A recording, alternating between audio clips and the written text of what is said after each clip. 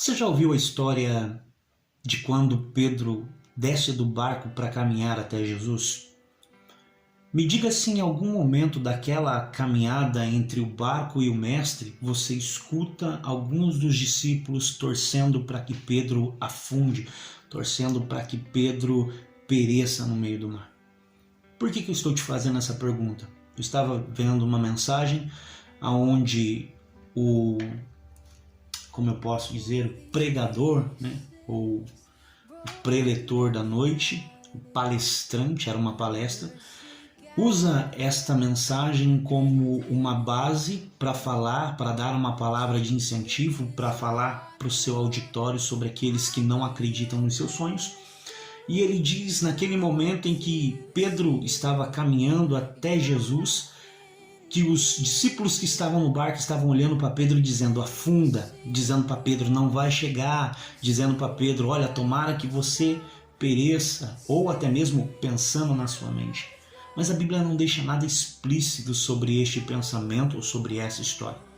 É certo que na Bíblia Sagrada outros textos vão nos mostrar que alguns escolhidos de Deus passaram perseguições, como no caso de José com seus irmãos, Davi também com seus irmãos, com o rei Saul e tantos outros.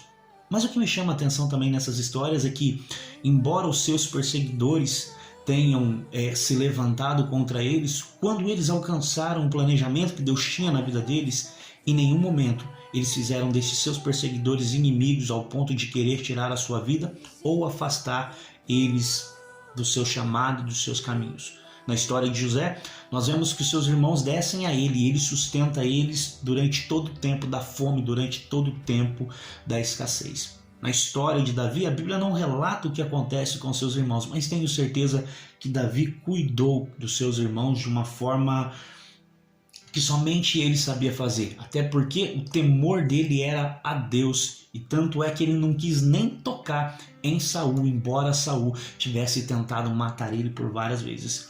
Nem Davi, nem José e nenhum outro tornou seus perseguidores inimigos. O que eu aprendo nessa história é que o único inimigo que eu tenho não é o meu irmão que se senta do meu lado, não é aquele que por vezes vai olhar para mim, não vai acreditar no meu projeto, ele não é o meu inimigo. O meu inimigo, segundo a Bíblia Sagrada, se chama Satanás. É ele que tem tentado tirar de mim algo muito maior do que um simples chamado terreno, a minha salvação. Mas vamos continuar para que você entenda onde eu quero chegar. A Bíblia diz em Provérbios capítulo 4, verso de número 23, que de tudo que se deve guardar, guarda o teu coração, porque dele provém as saídas da vida. O que Jesus nos ensina na sua palavra é que nós devemos amar uns aos outros como ele nos amou.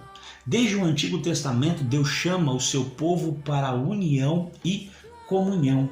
Deus não chama o povo para andar separado, embora Deus saiba que dentro do povo há várias cabeças que pensam diferente, que têm planejamentos diferentes, Deus manda o povo se unir.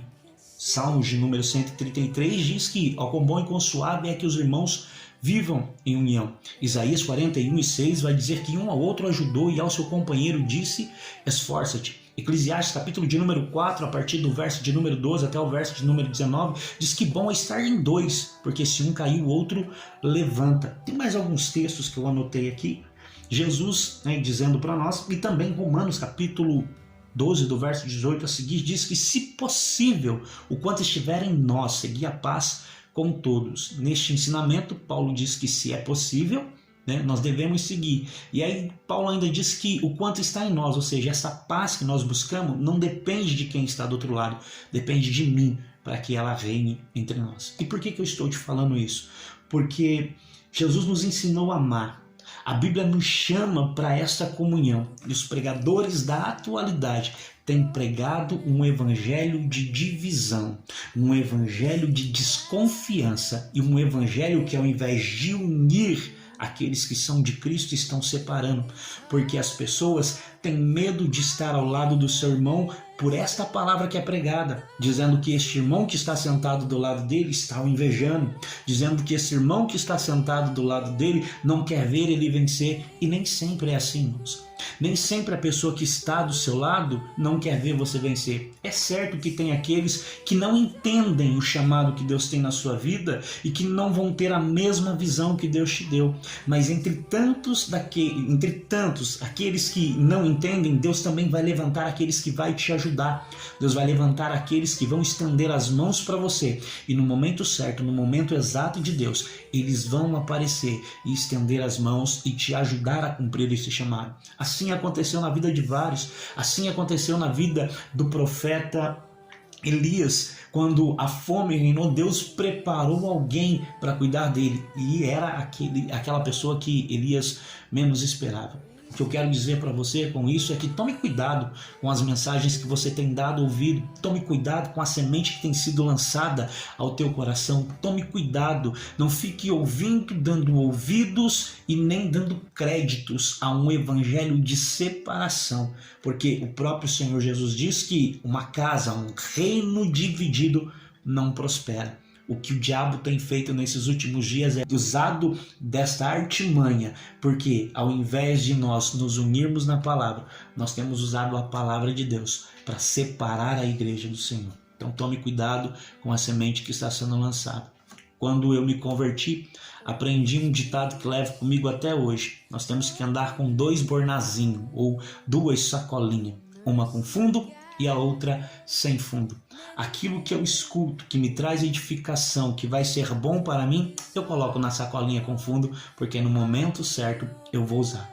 Aquilo que não vai trazer nenhuma edificação e que pode até mesmo destruir a minha vida e a vida de qualquer pessoa que está do meu lado, eu escuto, entra pelo ouvido e sai pelo outro, coloco na sacolinha sem fundo, cai por terra e fica por ali. Amém?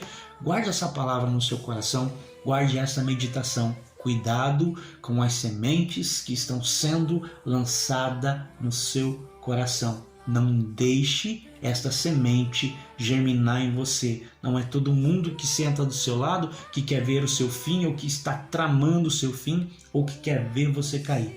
Existem pessoas que estão de joelhos dobrados nesse exato momento, pedindo para Deus dar vitória sobre a sua vida. Existem companheiros de oração que você nem sabe que estão orando por você. Então, cuidado, amém?